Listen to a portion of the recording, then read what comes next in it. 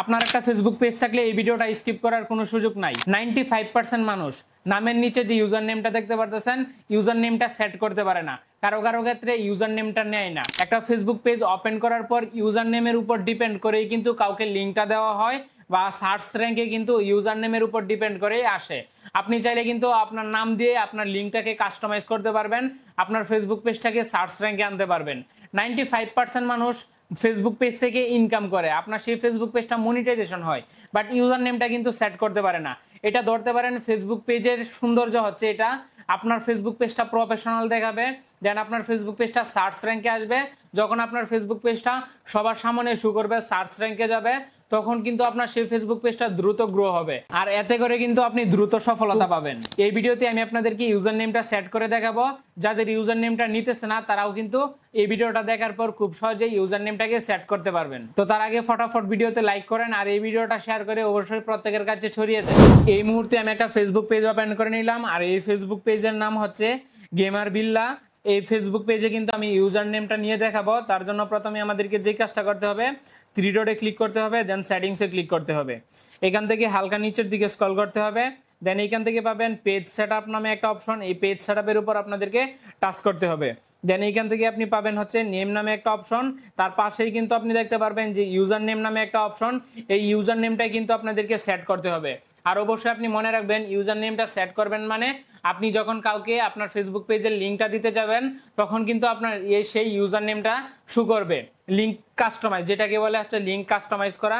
আমি আপনাদেরকে যদি একটু প্র্যাকটিক্যালি দেখাই তাহলে আপনারা বুঝতে পারবেন। এখান থেকে যখন আমি লিঙ্কটাকে কপি করতে যাচ্ছি, দেন এখান থেকে কিন্তু যখন আমি লিঙ্কটা কাউকে দিব, তখন এখান থেকে কিন্তু facebook.com শো করবে, দেন এখান থেকে কিছু নাম্বার শো করবে। আমি চাইলে কিন্তু এখান থেকে facebook.com এর বদলে এখানে কিন্তু আমি আমার নামটাকে সেট করতে পারবো, আমার ফেসবুক পেজের নামটা সেট করতে পারবো। যখন আমার এই নামটা লিখে কেউ সার্চ করবে, আমার এই ফেসবুক পেজটা কিন্তু সবার প্রথমে শো করবে। আপনার ফেসবুক পেজের নামটা যদি ইউনিক না হয় তাহলে কিন্তু সার্চ করলে শো করে না।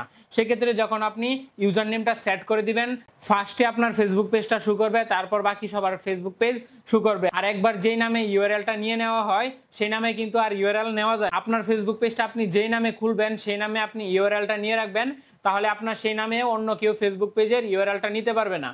সেক্ষেত্রে আপনার ফেসবুক পেজটাই কিন্তু ফার্স্টে শো করবে। তার জন্য এখান থেকে আমাদেরকে সেটিংসে ক্লিক করতে হবে, দেন এখান থেকে পেজ সেটআপে ক্লিক করতে হবে। এখান থেকে ইউজার নেমে ক্লিক করতে হবে।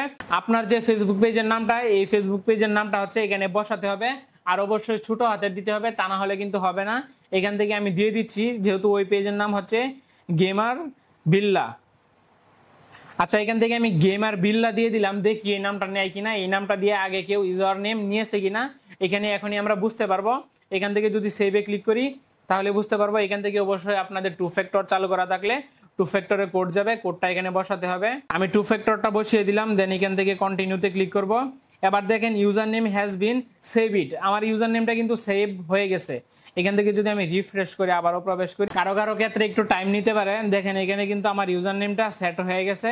এবার এখান থেকে যদি আমি প্রবেশ করি তাহলে এখান থেকে দেখতে পারবেন এই ইউজার নেমটা কিন্তু সেট হয়ে গেছে। এবার আমার এই নামটা লিখে যে কেউ সার্চ করলে কিন্তু সর্বপ্রথম আমার এই ফেসবুক পেজটা শো করবে।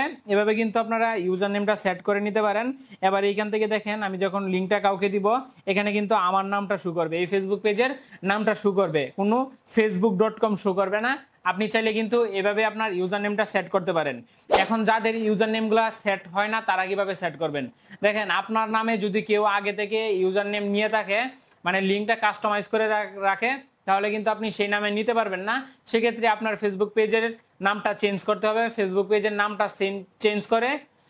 পেজের নামটা চেঞ্জ করে তারপর আপনাকে সেই নামে ইউআরএলটা নিতে হবে, তাছাড়া কিন্তু আপনি ইউআরএলটা নিতে পারবেন না। অথবা ইউআরএলটা দেওয়ার সময় আপনাকে কিছু চেঞ্জ আনতে হবে, চেঞ্জ করে কিন্তু আপনাকে ইউজার নেমটা সেট করতে হবে।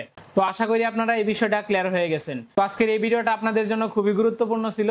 অনেকের ফেসবুক পেজ আমি রিভিউ করে দেখি তারা ফেসবুক পেজ থেকে ইনকাম করতেছে, তাদের ইউআরএলটা সেট করা থাকে না। যাদের ইউআরএলটা সেট করা ছিল না এতদিন, এই ভিডিওটা দেখার পর অবশ্যই আপনাদের ফেসবুক পেজে ইউআরএলটা সেট করে নেবেন। এতে করে আপনাদের ফেসবুক পেজটা কিন্তু আগের থেকে অনেক বেশি গ্রো করবে। তো আজকের এই ভিডিওটা অবশ্যই শেয়ার করে দিবেন, কমেন্ট করে আপনার মতামত জানাবেন।